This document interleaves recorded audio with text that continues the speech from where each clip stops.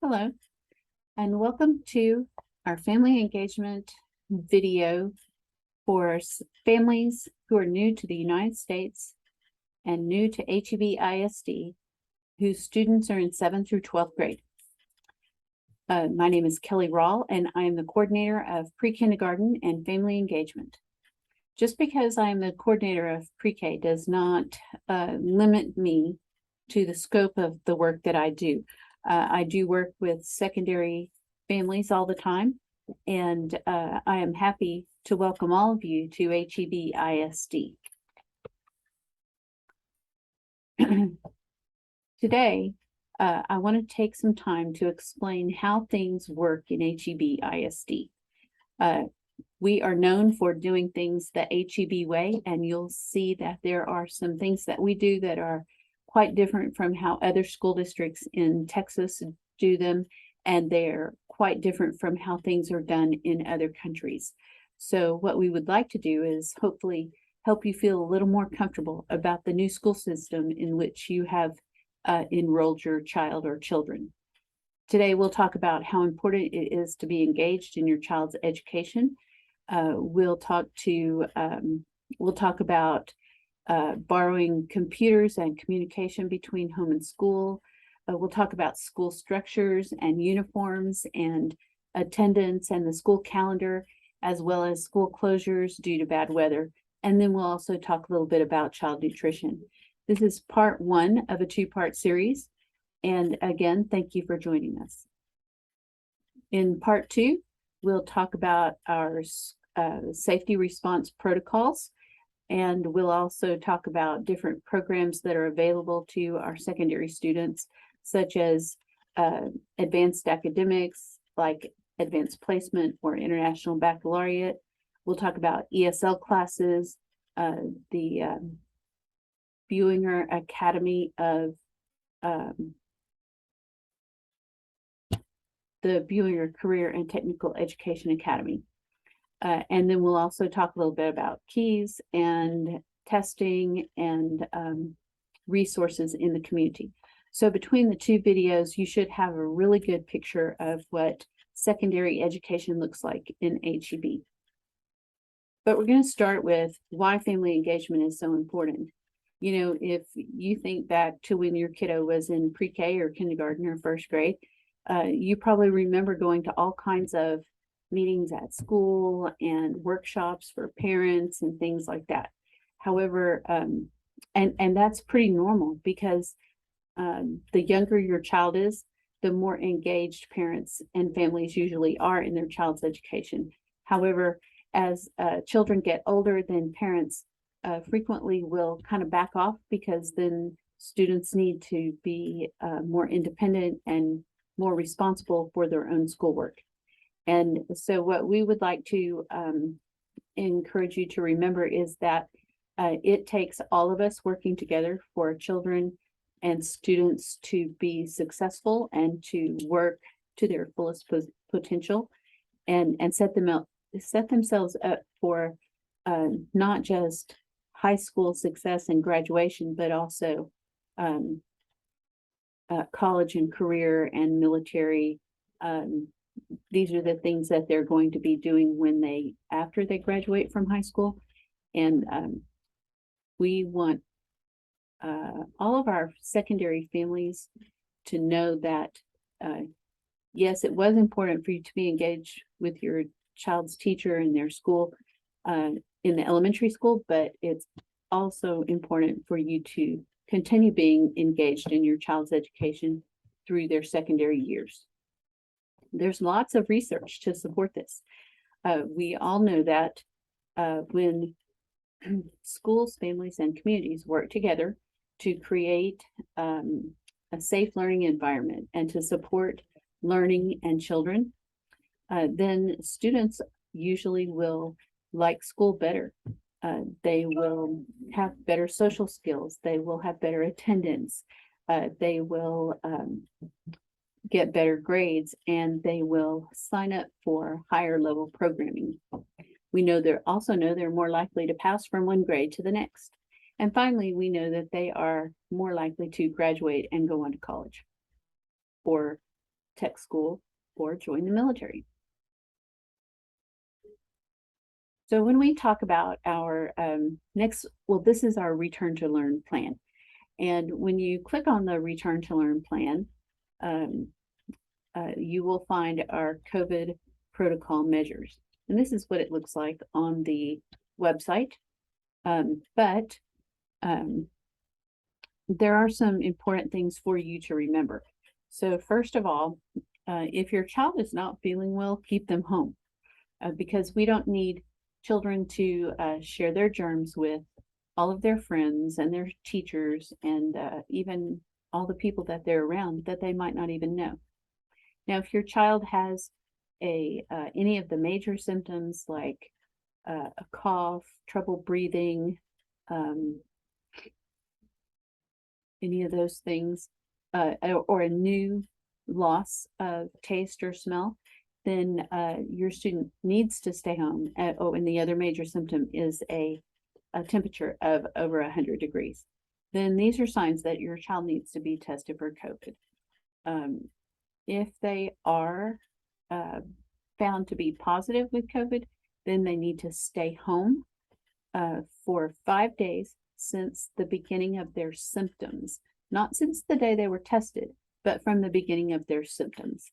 And once that 5 days has passed, then they can return to school as long as they do not have a fever over 100 and they haven't had any fever-reducing medicine within the last 24 hours. So they have to be 24-hour fever-free without fever-reducing medication. Then their symptoms need to be better. So if they had a bad cough, hopefully their cough is better after the 5 days. If they were having trouble breathing, hopefully they're not having trouble breathing anymore. If your child continues to be too ill to go to school, then be sure that you get back together with your physician, your child's doctor, and let them help you figure out what your next best steps are. Because if your child is going to be absent for more than 4 days, they are going to need a doctor's note to return to school. So keep all that in mind. A negative test is not required to return to school. Now, if your child was exposed to to someone who was a positive contact, who was a positive case of COVID, then just keep an eye on your child and watch how they're doing. You should get a letter from the school saying that they were a close contact, and the letter will tell you to monitor your child's health, to watch for fever, to watch for a sore throat or a cough or trouble breathing. And so if your child does have fever or a cough or trouble breathing, then you do need to have them tested for COVID. But as long as they do not have any symptoms, then they can continue going to school. So we keep this plan in place because we all know that COVID is kind of surging a little bit again, and we just want to make sure that all of our families and students are operating under the same understanding. It is always our first concern to keep students, staff, and families safe. HEB ISD is a one-to-one district, and that means that every student is issued an electronic device and a charging cable at the beginning of the year, and they are able to use this to do their schoolwork on when they're at home. They will charge it overnight at home and then bring it to school with them every single day. Families are responsible for lost or damaged devices. Our pre-K through 2nd grade students all receive iPads, and our 3rd through 12th grade students receive laptops or Chromebooks. And you actually received a copy of this document when your child was registering. And if you do not speak English and you do speak Arabic, French, or Spanish, then we have this document available already translated in those languages. Communication between home and school is key. And we can't say this enough. I'll probably say it more than once in this video, but it is important for families and students and teachers to talk to each other. We can do that through Canvas. We can do that through emails. As parents, you can be an observer on Canvas. And if you're not familiar with Canvas yet, that is our online teaching and learning portal. We used it to actually deliver instruction when we were closed due to due to COVID. But now that we're back in school, we're continuing to use it. And it is a great way for teachers to organize for instruction, to communicate with families, to communicate with students. It has grade reporting capacity, and overall it is a good electronic platform. Sorry about that, my phone just rang. We also use Remind, which is it's an app on your phone, and if you opt into Remind, then you are able to receive messages from your child's teacher or the school or the district with as a text message or a message on your phone. Some teachers use other messaging software like like ClassTag or Class Dojo. And but as a district, we've chosen Remind. So keep an eye out for the opportunity to sign up for that. So we actually do issue report cards still, although they are distributed electronically, and they are sent out every 6 weeks in elementary school, every 8 weeks in high school. Progress reports come out in between. So if it's that's every 4 weeks in high school.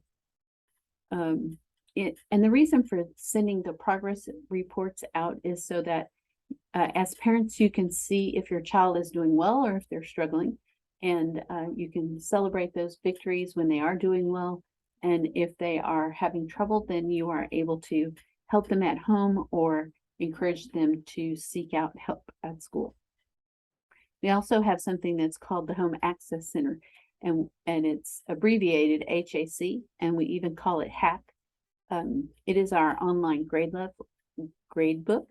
And so as a parent, you get your login information from the school secretary, and you will be able to log in. You can see everything from your child's attendance to their daily average to their specific grades, and all of your registration information. I mean, they have a lot of important stuff in there for families to view and use. So this is another place where you will be able to see how your child is progressing through the school year, in addition to Canvas. Canvas also has a place for teachers to record grades. And so between the two, you should know everything that is going on. Know that at secondary, the students are very much responsible for their own grades. And if they are going to be absent, they need to ask the teacher for their missed work. If they have zeros or low grades, or they don't do well on a test, then they need to talk to the teacher. And so the family doesn't usually step in and say, hey, my child has 4 zeros, what do I need to do? Instead, it is the student's responsibility to go and ask for making up late work or possibly taking a test to earn a higher score. So this is a screenshot of what Canvas looks like. And if you would like to sign up as an observer on Canvas, then you'll be able to see lots of activities and things that are going on in the classroom. So you would click on settings right here, And from there, you would go to Edit Settings, and you would click on Email and Contact Method. And when you do that, you'll see these two tabs over here. One is for email, and this is for text messages. And you enter your text message, your cell phone number here, and then your carrier, and you'll be good to go. Another thing that you can do on Canvas is set your notifications. And some people want to be notified right away every day. Other people want more of a daily summary. Some people want weekly summaries, and some don't want to see anything. They don't want any notifications. They will go in and look when they want to. So you set your notifications by answering these questions over here, and then you'll be all set to receive notifications on your device. So now let's talk about how school buildings and days are structured at the secondary level. So first of all, let's talk about who's who. So the principal at every secondary school is the school leader. They are the instructional leader, and they are responsible for making sure that your child receives the very best instruction possible. They are visible on the campus all the time, and they are the top dog. This is the buck stops with the principal, for sure. Assistant principals interact daily more with students. Sometimes they have to do this because of discipline, attendance. They might also need to participate in teacher conferences. And many of the assistant principals are the testing coordinator for the campus. The counselor is the person who is going to set your child's schedule. They're going to evaluate their records from another district or from another country, and they're going to determine the best placement for your child and help them select their current courses. They also track credit for graduation. They help with schedule changes. They help with planning future courses. They help with information about college and career, and they also help with personal issues. Every student is assigned to a specific assistant principal, and they are also assigned to a specific counselor. And this is usually done by the alphabetically by the first letter of their last name. The attendance secretary is the person that you call when your student is going to be absent. So if your student is going to be absent, then you call and you leave your student's name and the day they're going to be absent and the reason for their absence. And it's important for you to leave the reason why they're going to be absent, because there are excused absences and there are unexcused absences.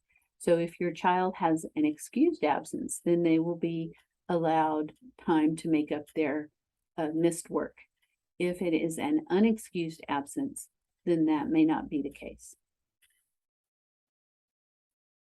Now, our buildings are organized differently than most other districts in the state of Texas. We have elementary school, pre-K through 6th grade. In most districts, 6th grade is found at the middle school or junior high. Ours are junior highs. In junior high school, we have 7th, 8th, and 9th grade. Our 9th graders are actually high school freshmen. They are earning credit toward graduation, and they take end of course exams to prove that they have learned what they need to learn. Then our high schools house our 10th through 12th grade students, and most high schools start with 9th grade, but in HEB we have 10th through 12th grade. Our junior high schedules are divided into 2 semesters. Semester A is in the fall, semester B is in the spring. Each day has 7 class periods, and there is a course description book for 7th and 8th grade. That way you and your child can work together to select their classes. High school schedules for the year are divided into 3 trimesters, and with a trimester system, students take 5 classes per trimester that are about 75 minutes long each. There is And there is a course description book for 9th through 12th grade.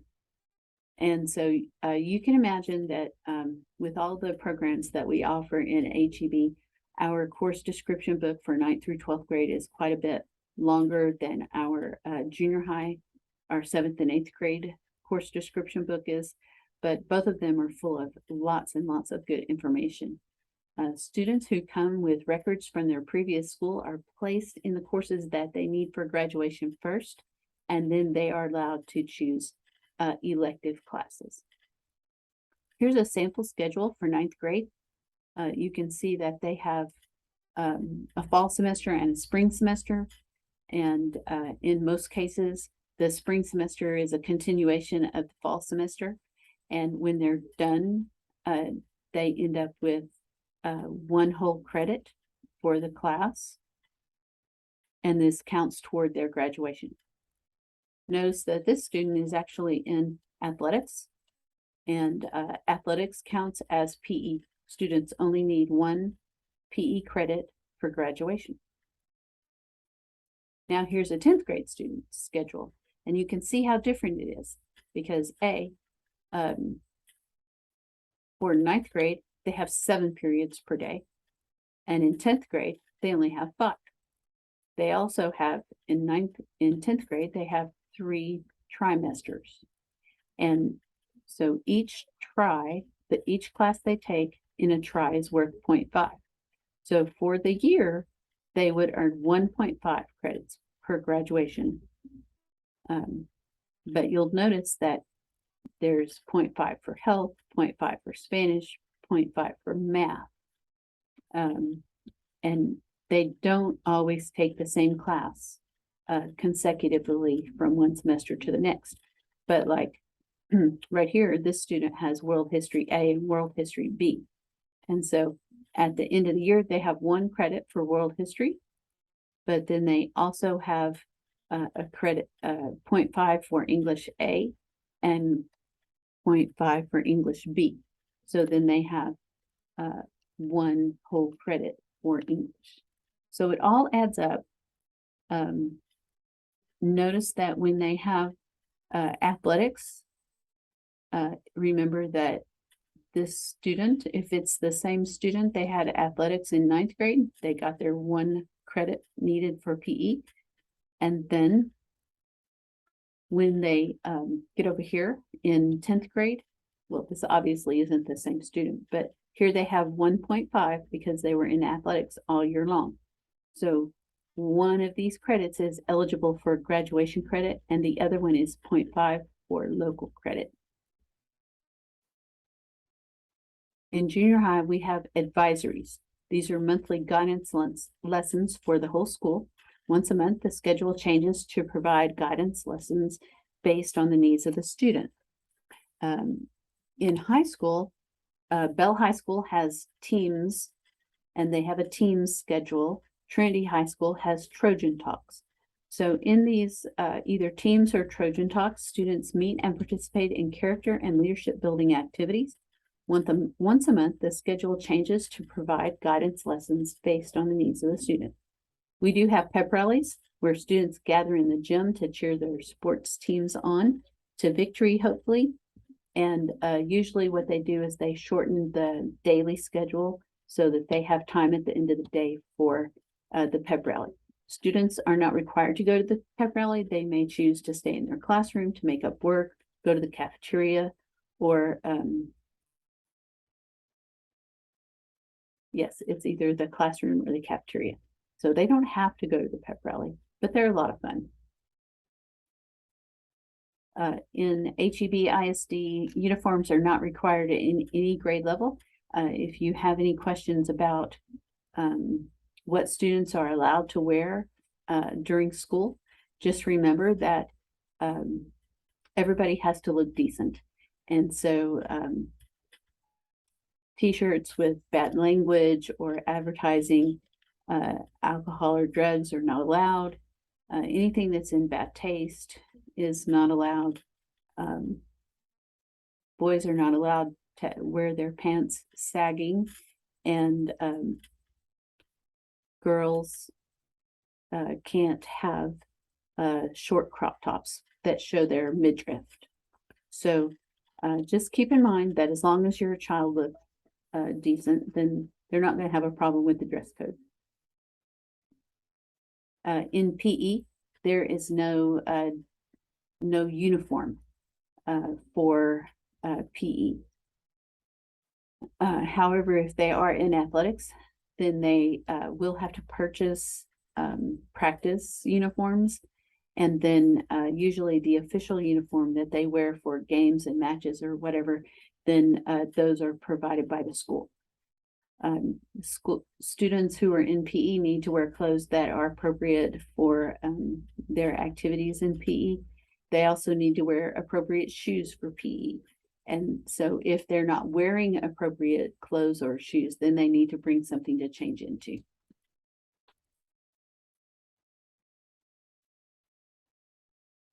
Seventh grade students are required to take either PE or athletics. Eighth grade students can take athletics as an elective for local credit, and 1 PE credit is required for all high school students to graduate. 9th through 12th grade students earn 1 PE credit or athletics credit toward graduation, and then after that, their credit is considered local credit. We already talked about game uniforms and practice uniforms for students who are in athletics in high school. So we will move on to the next thing. So now we want to talk about attendance, absences, and school closings and things like that. We do know that secondary students, teenagers in essence, need a little extra sleep during the day. So our start times for junior high and high school are later than our elementary start times. So for junior high, the school starts at 8 o'clock and finishes at 3:30, and then at high school, school starts at 8:45 and ends at 3:45. Attendance is required under law. So once you enroll your child or student into school, then they are required to be there every day. A note or an email or a phone call from a parent qualifies as providing notice for absences. Remember that absences are either excused or unexcused. Excessive absences may prevent a child from being promoted to the next grade level or having earned credit for a particular class. And that magic number is 10. Students cannot miss more than 10 days a year, or they will possibly be, they might fail the class, they might be retained, or you might be hearing from the truancy officer. So keep a handle on how many days your child has been absent during the year, and then make sure that your child is going to school every day. So the high school students are required to provide a note from a doctor if there is a particular illness or condition that's going to prevent them from doing things in school, such as participating in PE. If a child is absent for an extended period of time, they will need to have a doctor's note to return to school. And that extended period of time is 4 or more days. Students are responsible for making up their missed work, and more information about school absences can be found in the student handbook and code of conduct.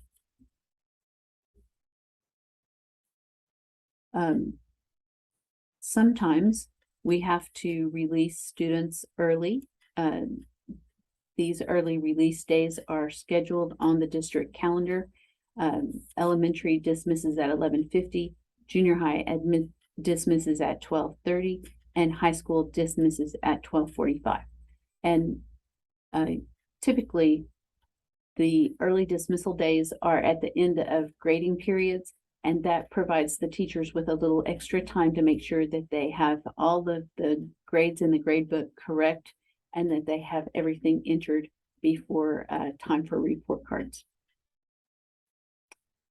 Here's a look at our 2022 through 2023 school calendar. You'll notice that the squares on the monthly calendars you see here are color-coded, and those correspond to the colored panels in the middle of the calendar. You'll see blue squares. These are professional development days for teachers. Teachers are working, students do not come to school. Then you'll see red squares. These are student and staff holidays.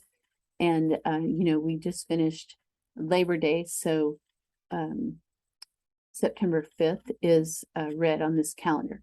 We also have some extended breaks. So you can see down here in November that we will have Thanksgiving break. We'll have the whole week off for Thanksgiving. And then for winter break, we will have a little over 2 weeks off. That starts in December, and then students come back to school on January 5th. Then our last extended break is in March, and that is our spring break. And this year it is the 13th through the 17th. Students come back to school on the 20th. You'll also see the early release days. So green days, green squares, are early dismissal for all levels. So elementary, junior high, and high school dismiss early on the green days. On the purple days, however, that is early dismissal only for high school. And then finally, what I want to show you is that you'll see brackets like this. And so when it's an opening bracket, like on the first day of school, that means the grading period opens that day. And when it closes, like it does on September 16th, which is right around the corner for us right now, and that is the end of the 6 weeks. So if your child's in high school, it's 8 weeks. But for the most part, you'll see everything that is, the brackets are included to indicate the end of the 6 weeks. Sometimes school closes for weather, and the main reason that we might close for weather is if the roads do not, the buses cannot run safely on the road.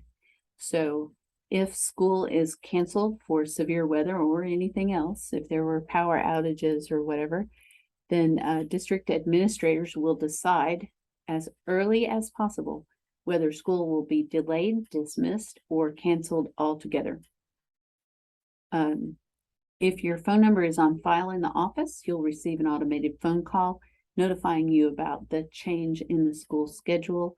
And then school closures and delays are also listed on the news channels 5, 8, and 11, and as well as on some radio stations.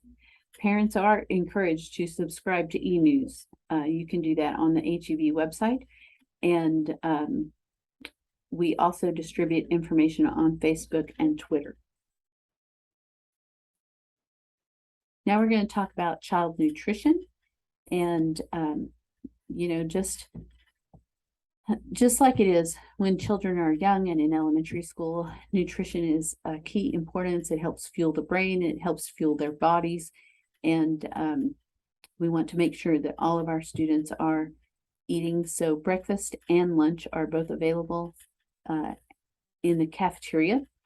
Menus are available online. If you go to hebisd.edu, go to Parents and Students and click on Child Nutrition, then you will see the school menus for each day.